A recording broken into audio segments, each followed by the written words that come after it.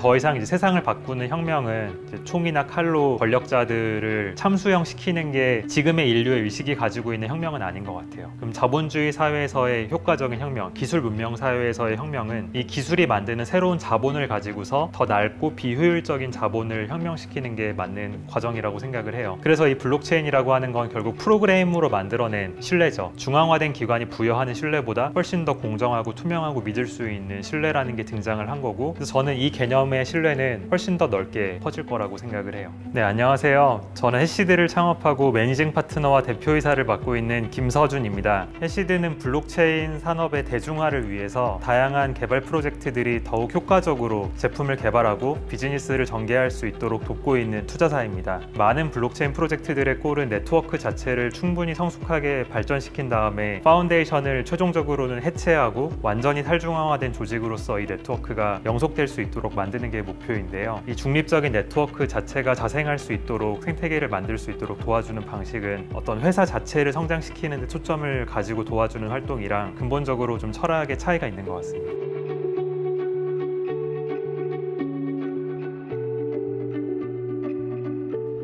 블록체인의 본질은 하나의 커뮤니티 안에서 신뢰를 만드는 기술이라고 생각을 해요. 이 신뢰가 발전되어 온 과정에 대해서 이제 안데르센 호로이츠의 어떤 파트너가 발표한 유명한 영상이 있는데, 과거에는 이 신뢰가 마을 단위 공동체에서 아는 얼굴들끼리 서로 오랫동안 살아왔기 때문에 믿으면서 돈 빌려주고 하는 그런 신뢰가 모든 신뢰의 전부였고요. 현대 사회에서 우리가 사용하고 있는 신뢰는 정부 같은 기관이 부여한 법적인 신뢰인 것 같아요. 금융기관은 사실 정부의 라이센스를 받아야 만들어지잖아요. 이 라이센스를 가지고 있는 곳만이 사람들의 돈을 맡을 수 있고 결제해 줄 수 있고 송금해 줄 수 있는 그런 신뢰를 가지고 있어요. 그런데 이렇게 특정한 중앙화된 주체에 의해서 만들어진 신뢰 경제의 가장 큰 문제는 충분히 효율화된 경제가 될 수 없다는 거. 2008년에 글로벌 금융위기가 닥쳤고, 이 금융기관들이 가지고 있었던 특권 하에서 굉장히 질이 낮은 금융상품들을 팔면서 굉장히 많은 돈을 벌었고, 이런 것들이 결국 부실 채권으로 판명이 되면서 굉장히 많은 사람들이 힘들어졌죠. 우리가 믿고 있는 돈이라는 것들을 발행하고 운영하고 유통하는 이 경제를 우리가 정말 믿을 수 있냐에 대한 의문이 자연스럽게 나왔던 것 같아요. 그러다가 이제 일부 암호학자들 사이에서 그것들을 효율적으로 증명할 수 있는 방식을 연구를 하게 된 거죠. 제일 중요한 게 이중 지불 문제를 해결하는 건데요. 내가 디지털로 된 어떤 하나의 자산을 한 사람에게 줬을 때 이게 카피 앤 페이스트가 되는 게 아니라 정말 원본이 이동하는 것처럼 느끼게 만드는 거예요. 예를 들어서 제가 10,000원짜리를 제 친구한테 넘기면 그 10,000원짜리는 제 주머니에서 없어지고 친구한테 가는 거잖아요. 그런데 디지털 상에선 이게 굉장히 어려워요. 왜냐하면 제가 사진 파일을 보내면 복사된 게 가는 거지 원본이 이동했다라는 것을 증명할 방법은 없잖아요. 이런 것들을 이제 암호학을 연구하던 몇몇 사람들이 실용화된 기술로서 여러 가지 논문들을 내고 발전을 시키고 있었고, 그 중에서도 몇 명의 그룹이 사토시 나카모토라는 이름으로 이제 비트코인이라고 하는 네트워크를 출범시키게 된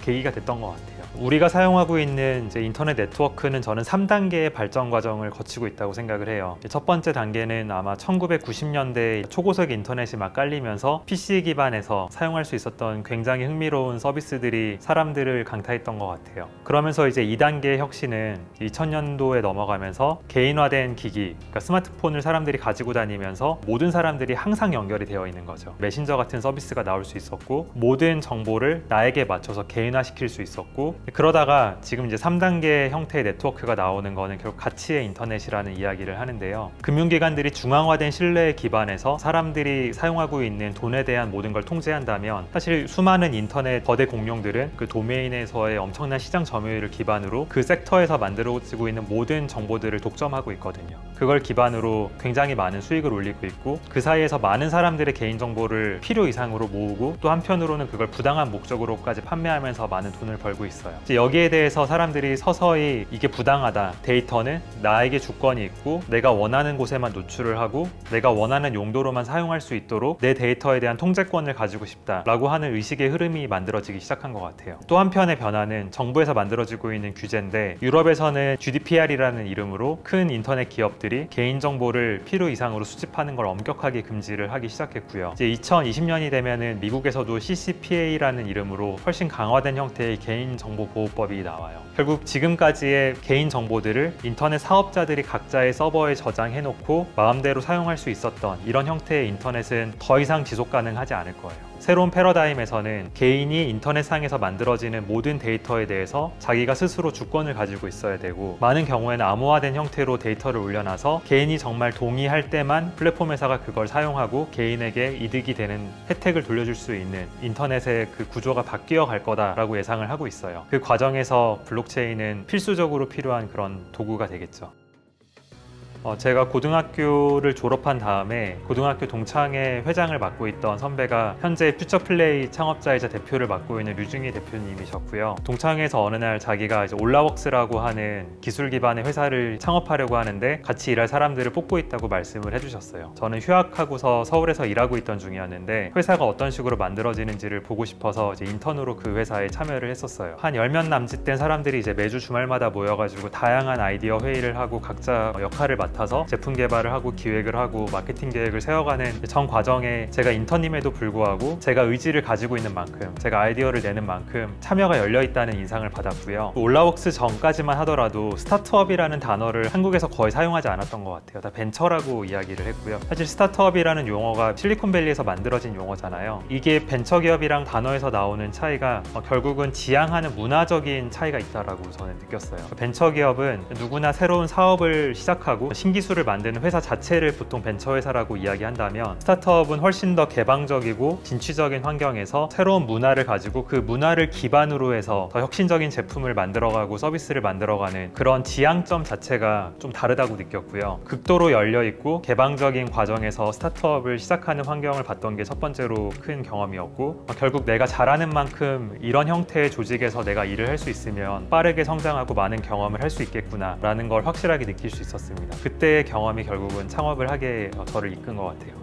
놀이를 2012년에 창업했는데 저는 그냥 관심이 있고 하고 싶다고 해서 그걸 창업한다고 잘 될 수 있는 건 절대 아니라고 생각했어요. 창업자가 되기 위해서는 중심이 되는 어떤 기술이나 혹은 전문 지식에 대해서 어느 정도의 자신감과 실제로 전문성이 있어야 된다고 생각을 했는데, 근데 돌이켜보니 저는 대학교 다닐 때 생활비나 용돈 같은 걸 벌기 위해서 수학과외를 많이 했었거든요. 근데 또 한편으로는 제가 컴퓨터공학을 전공했는데 저는 수학에서 문제를 논리적으로 이렇게 한 줄씩 풀어나가는 그 과정이 컴퓨터 프로그래밍 을 짤 때 이렇게 한 줄씩 논리적인 연산을 만들고 하는 과정과 굉장히 닮아 있다라고 느꼈고, 우리가 수학을 공부하는 방식을 사실은 컴퓨터가 훨씬 더 잘 이해할 수 있고 학생이 어떤 단계에서 왜 막혔는지를 단계별로 훨씬 더 잘 설명해 줄 수 있는 그런 플랫폼 놀이를 창업하게 되었습니다.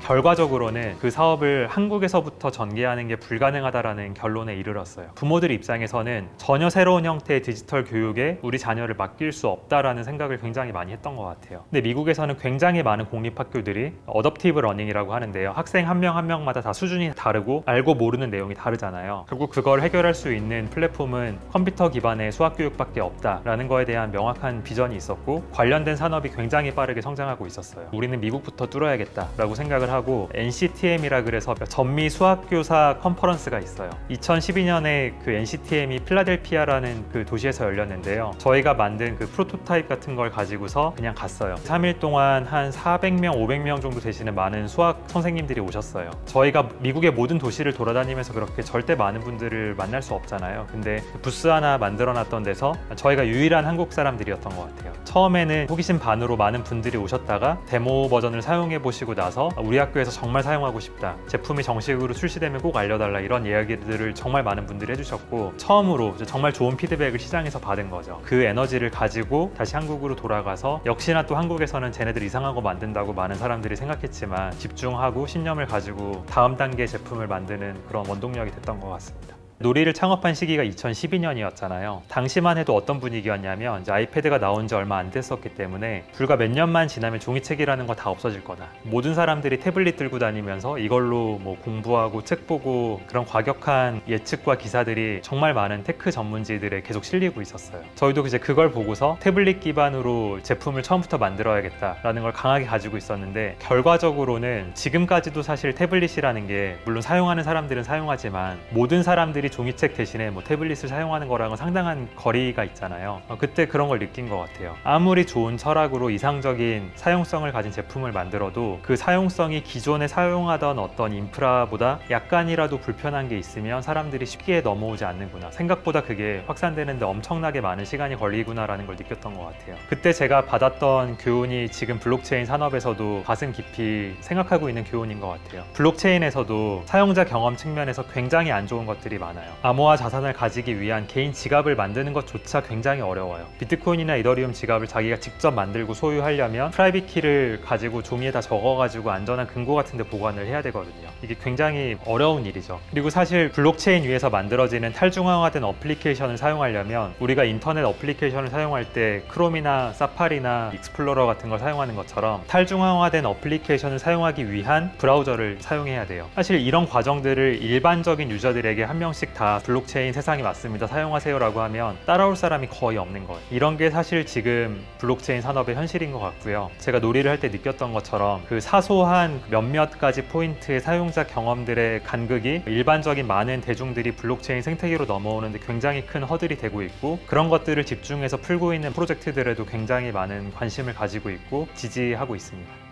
세상에 원래부터 당연한 건 아무것도 없는 것 같아요. 사실 전통적인 시장의 관점에서 보면 블록체인은 정말 이상한 네트워크인 거고요. 거기 위에서 일어나는 모든 활동도 이상하게 보일 수밖에 없는 거잖아요. 근데 반대로 생각하면은 지금 우리가 살고 있는 사회의 모든 제도들, 또 주식회사의 개념도 사실 150년밖에 되지 않았고요. 우리가 만들어 놓은 민주주의의 모양도 길게는 몇백 년밖에 되지 않았고, 그런 것들이 하나하나가 처음부터 그래야만 했을까? 돈이라고 하는 것은 꼭 국가의 중앙은행만이 발행을 할 수 있는 것일까? 그런 본질적인 질문들을 해볼 수 있는 게 더 많은 상상력을 만들고 더 혁신적인 일을 할 수 있도록 돕는 것 같아요. 근데 세상은 점점 더 빨리 변하잖아요. 아마도 여러분들이 생각하고 있는 그런 재미있는 꿈들, 미래에 대한 이야기들을 여러분들의 부모님들 혹은 심지어 친한 형들조차 이해하지 못하는 것들이 많을 것 같아요. 지금은 당연하게 받아들여지고 있는 많은 것들에 대해서 본질적으로 질문을 한 번씩 해봐도 좋을 것 같아요. 나는 우리 아빠처럼 정말 회사를 다니게 될까? 돈을 붙이기 위해서 꼭 은행에 가야만 할까? 10년 뒤에 나나 혹은 우리의 자녀가 시간을 더 많이 보내게 될 공간이 현실의 세계일까? 가상의 세계일까? 그럴 때 내가 생각하는 당연하지 않은 것들이 미래에는 당연해질 수도 있다라는 생각을 하면서 더 용감하게, 더 과감하게 재밌는 활동들을 많이 해보면 좋을 것 같아요.